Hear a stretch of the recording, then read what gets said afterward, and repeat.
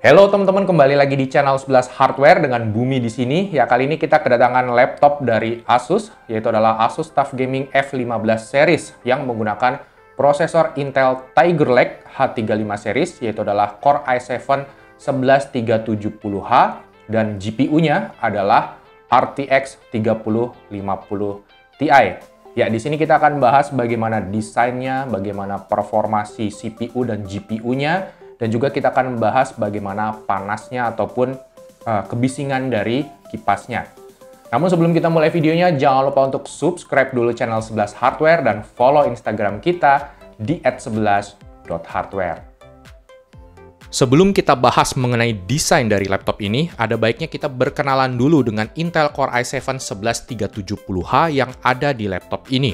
Asus TUF F15 ini dipersenjatai oleh Intel Core i7 generasi ke-11 untuk mobile atau Intel Tiger Lake. Intel Tiger Lake sendiri bermacam-macam kelasnya. Ada Intel Tiger Lake U series atau versi low power yang sering kita jumpai di laptop-laptop tipis seperti Core i7 1165G7 ataupun i5 1135G7. Kemudian Intel mengeluarkan Tiger Lake versi H35 series yang sebenarnya adalah Tiger Lake U series tapi diberikan TDP atau limit yang lebih tinggi. Terdapat 3 SKU di sini, salah satunya adalah Core i7 11370H seperti yang ada pada laptop ini. Kemudian terdapat Tiger Lake H series yang dikhususkan untuk gaming kelas berat yang ada di laptop-laptop gaming high-end seperti Asus ROG series. So, Intel Core i7 11370H di sini adalah prosesor H35 series, bukan dari keluarga H series yang selama ini kita kenal sebagai prosesor kelas high-end untuk laptop. Ya, bisa dibilang Intel H35 series ini adalah Intel H series versi mid-end-nya lah. Oke, kita balik ke desainnya. Asus TUF F15 adalah laptop Asus seri TUF Gaming keluaran tahun 2021. Secara desain, bagian luarnya ini cukup berbeda modelnya dari seri Asus TUF Gaming yang dulu pernah kita review. Menurut saya, TUF Gaming edisi 2021 ini makin matang saja secara desain. Tulisan TUF-nya di sini nampak keren dan gaming banget. Logo TUF Gaming-nya di tahun 2021 ini nampaknya mengalami sedikit perubahan. Bentuknya kini lebih modern dan simple jika kita bandingkan dengan logo TUF Gaming yang dulu kita kenal di lini motherboard. Ini adalah laptop gaming berukuran layar 15,6 inci, namun secara dimensi, Asus mencoba membuatnya seramping mungkin. Berat laptop ini ada di 2 kg pas dan ketebalan maksimumnya berada di 2 cm. Engselnya ini tidak bisa kita buka sampai 180 derajat, palingan hanya bisa kita buka sampai sekitar 120 derajat saja seperti ini. Untuk konektivitasnya, di sebelah kiri laptop kita akan menemukan charging port, port RJ45, HDMI 2.0, USB Type-A 3.2 Gen 1, USB Thunderbolt 4, dan audio combo jack. USB Thunderbolt 4 di sini bisa digunakan untuk DisplayPort ataupun untuk mengecas laptop. Sebenarnya Asus bisa saja menggunakan USB Thunderbolt ini sebagai power delivery. Kemudian di sebelah kanan laptop terdapat 2 buah USB Type-A 3.2 Gen 1 dan Kensington Lock. Next, kita ke bagian layar. Di website resminya, Asus sangat transparan mencantumkan bahwa seri TUF ini memiliki 2 jenis layar, dan layar yang terdapat pada laptop ini adalah layar versi ekonomis. Layarnya ini beresolusi Full HD 1080p, refresh rate 144Hz dan menggunakan panel dari Cimei Innolux. Layarnya memang memiliki refresh rate yang tinggi untuk bermain game, tapi dari segi tingkat kecerahan cahaya, layarnya ini hanya maksimal memiliki brightness di 250 nits saja. Selain itu, ketika kami coba mengukur color gamutnya, layarnya ini hanya memiliki color space di 69% sRGB saja dan maksimum brightness yang kita dapat hanya di sekitar 240 nits. Tidak terdapat webcam pada laptop ini dan tidak juga disediakan webcam eksternal pada paket pembeliannya. Lalu kita beralih ke bagian keyboard dan palm rest-nya. Terdapat lubang ventilasi yang berada di bagian atas keyboard. Terdapat juga lampu indikator di bagian ujung atasnya yang tetap akan terekspos walau layarnya kita tutup. Tombol powernya sendiri letaknya terpisah dari keyboard yang berada di bagian atas kanan. Untuk keyboardnya ini terdapat tombol WASD yang berbeda bentuknya. Terdapat juga backlight dengan 3 tingkat kecerahan cahaya. Untuk feel mengetiknya menurut saya sih cukup oke, tidak terdapat keluhan yang berarti. Begitu pula dengan touchpad-nya juga udah cukup responsif, tidak terdapat tombol klik kiri dan kanan secara dedicated. Kemudian kita beralih ke bagian bawahnya. Tahun 2020 yang lalu, laptop Asus TUF Gaming mendapatkan banyak kritikan pada bagian sirkulasi udaranya. Nah, di tahun ini Asus menggunakan 3 buah lubang intake udara yang letaknya persis di bawah kipas dan heat pipe-nya. Terdapat juga 6 buah dudukan penyangga yang cukup tinggi yang nampaknya juga dapat membantu proses sirkulasi udara. Dan ini adalah bagian dalam laptopnya. Asus dengan sangat masif menggunakan sampai dengan 5 buah heat pipe untuk meredam panas dari CPU dan GPU-nya.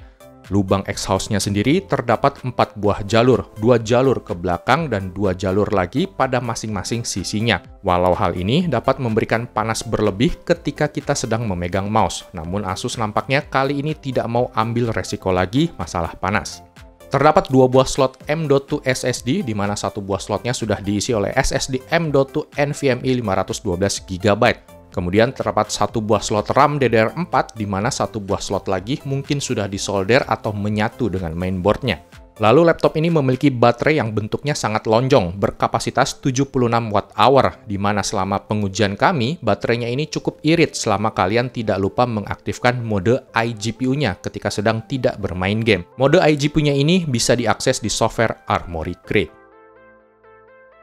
Oke, sekarang kita beralih ke spesifikasinya. Jika kita search di marketplace, harga laptop ini sudah agak turun dibanding pas awal launching. Di kisaran 18,5 juta rupiah, kita akan mendapatkan duet antara Core i7 11370H dengan GeForce RTX 3050 Ti. RAM-nya sudah 16GB dual channel, DDR4 3200, SSD 512GB NVMe, dan laptop ini dibekali dengan Windows 10 original beserta Office Home and Student-nya.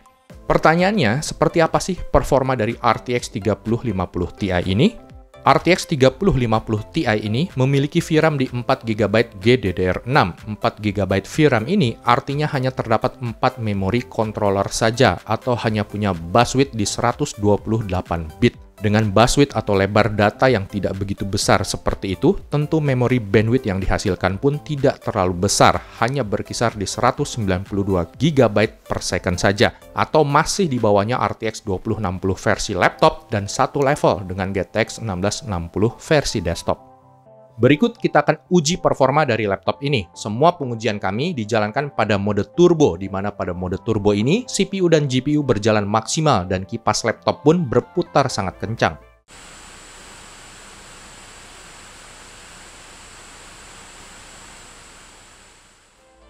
Yang pertama adalah skor Cinebench R15 dan Cinebench R20-nya. Skor multicore-nya mampu menembus ribuan CB dan single core-nya juga sangat mengesankan, tembus di atas 230-an CB. Lalu skor Cinebench R20-nya juga udah cukup menarik untuk kelas prosesor 4 core dan 8 threads. Kemudian ini adalah skor 3D Mark Firestrike dan 3D Mark Time Spy-nya. Di pengujian berikutnya, kita akan coba jalankan Cinebench R20 sebanyak 10 kali berturut-turut. Hasilnya, selama 10 kali running, skornya sangat konsisten dan stabil di kisaran 2600-an CB. Lalu, saya juga coba untuk merender gambar di aplikasi Blender dengan Project Barbershop GPU. Waktu rendering yang dibutuhkan mencapai 15 menit, atau sama persis dengan waktu rendernya ROG Flow X13 yang dulu pernah kita bahas. Next, kita coba di pengujian game. Game pertama adalah Shadow of the Tomb Raider. Kami tes di settingan tertinggi atau highest di resolusi 1080p dengan TAA aktif. Hasilnya, rata-rata FPS yang dicapai adalah 57 FPS. Dan jika kita aktifkan Ray Tracing-nya ke Ultra, rata-rata FPS-nya drop di kisaran 26 FPS saja. Jika kita bandingkan dengan Asus TUF Gaming edisi 2020 yang memakai RTX 2060, RTX 3050 Ti ini masih berada jauh di bawahnya, terpaut sekitar 20%. Di game kedua adalah Dirt 5, saya uji di settingan Ultra High resolusi 1080p. Rata-rata FPS yang didapat adalah 51,9 FPS tanpa Ray Tracing. Dan jika Ray Tracing-nya kita aktifkan, rata-rata FPS-nya hanya berada di 34,9 FPS saja. Di game ketiga adalah Pro Evolution Soccer 2020, kami tes di settingan High resolusi 1080p. Game PS 2020 ini bisa berjalan sangat baik mencapai lebih dari 100-an FPS. Rata-rata FPS-nya bisa drop ke 80 atau ke 90-an FPS hanya jika pada mode replay ataupun mode sinematik saja. Lalu kita juga coba tes suhu CPU dan GPU-nya. Saya tes dengan memainkan game Pro Evolution Soccer 2020 selama 1 jam non-stop di suhu ruangan ber-AC 26 derajat Celcius. Suhu maksimal prosesornya di sini mencapai 89 derajat Celcius dan suhu RTX 3050 Ti-nya mencapai maksimal di 80 derajat Celcius. Jika kita lihat dari poin plusnya, laptop ini punya jeroan yang cukup menarik untuk budget di bawah 20 juta. Desainnya keren, bodinya ramping, plus bonus paket pembeliannya pun juga cukup menarik. Kekurangannya menurut saya adalah pada layarnya, walau di laptop merek lain pun rata-rata akan memiliki layar yang kualitasnya seperti ini. Saya pribadi agak menyayangkan dengan maksimum brightness-nya yang hanya di bawah 250 nits. Oke, demikian bahasan kami mengenai Asus TUF Desk F15 versi RTX 3050 Ti ini. Jangan lupa untuk dukung terus channel 11 Hardware dan sampai jumpa lagi di video kita yang berikutnya.